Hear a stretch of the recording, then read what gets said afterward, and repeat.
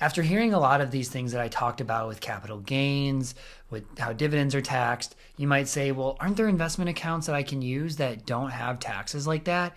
And the answer is yes. That's what a 401k, a Roth IRA, an HSA, etc. That's what they are, and that's what they do. So in all of those types of accounts, when you invest, you can buy and you can sell and you can trade, and there aren't any taxes due, except for in an HSA in a couple states. You might want to look that up, whether you're in California or New Jersey. In most of these accounts, in most situations, there is no tax liability by buying and selling.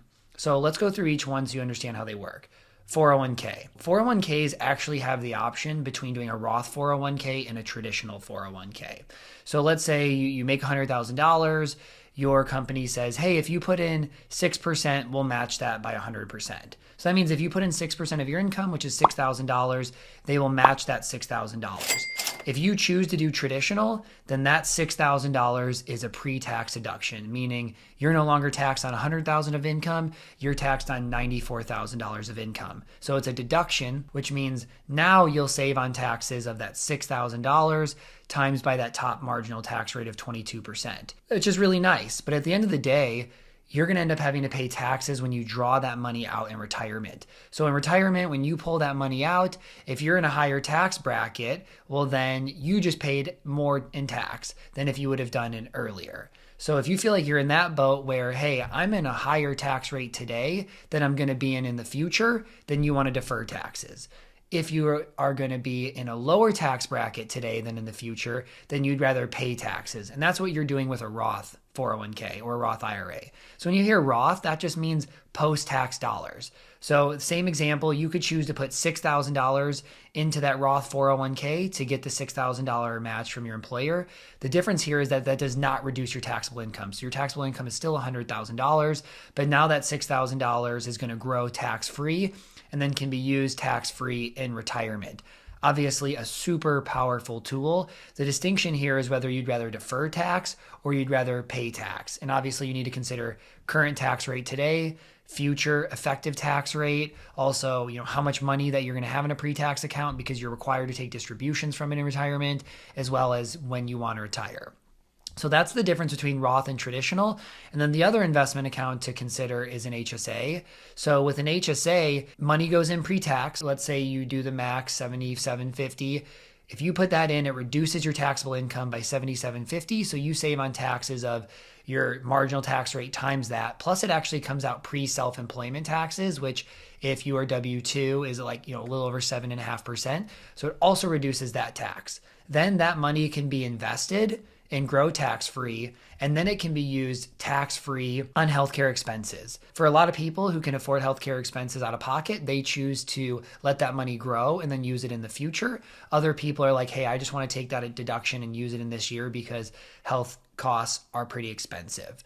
But the key distinction here is I really just wanted to walk you through how these are taxed. So remember, Roth means you're using post-tax dollars and you're never going to be taxed on it again. Traditional means you are reducing your taxable income today. You're choosing to defer those taxes and then pay taxes when you draw that money out in retirement.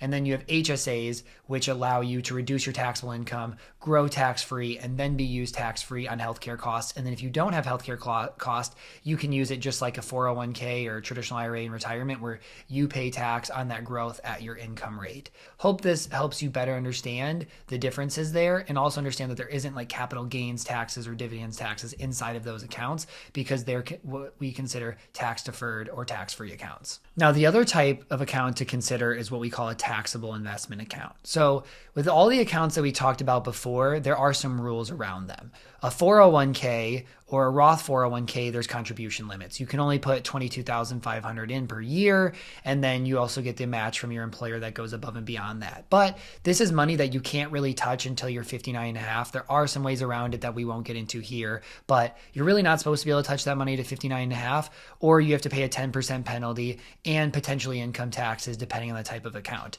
HSAs, on the other hand, as long as you have health expenses that you can use it for, you can take that money out. If you don't and you just want to use that money, then you're going to have to pay income taxes on the growth there.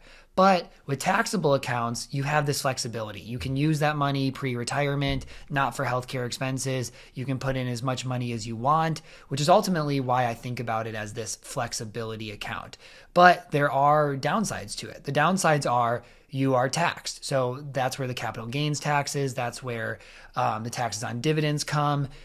That's the difference. So you miss out on the tax-free or the tax-deferred growth, and you have tax based on dividends or buying and selling investments, but it does give you the added liquidity and flexibility that you might like. So I'm not really here to tell you how to prioritize them because for everybody's situation, it's different, but you need to understand the different types of accounts and then think about for you, do I want to pay tax now and never again? Am I in a low bracket? Do I want to defer taxes and pay tax in the future? Am I in a high tax bracket? Do I need some flexibility and to use my taxable account for years pre-retirement? You need to think about all of these things, prioritize them, and come up with the best plan for you. Thank you for watching. And if you like this video, please leave a like and go subscribe to my channel for more personal finance content. And as always, we'd love to hear your thoughts in the comments below. See you back next week.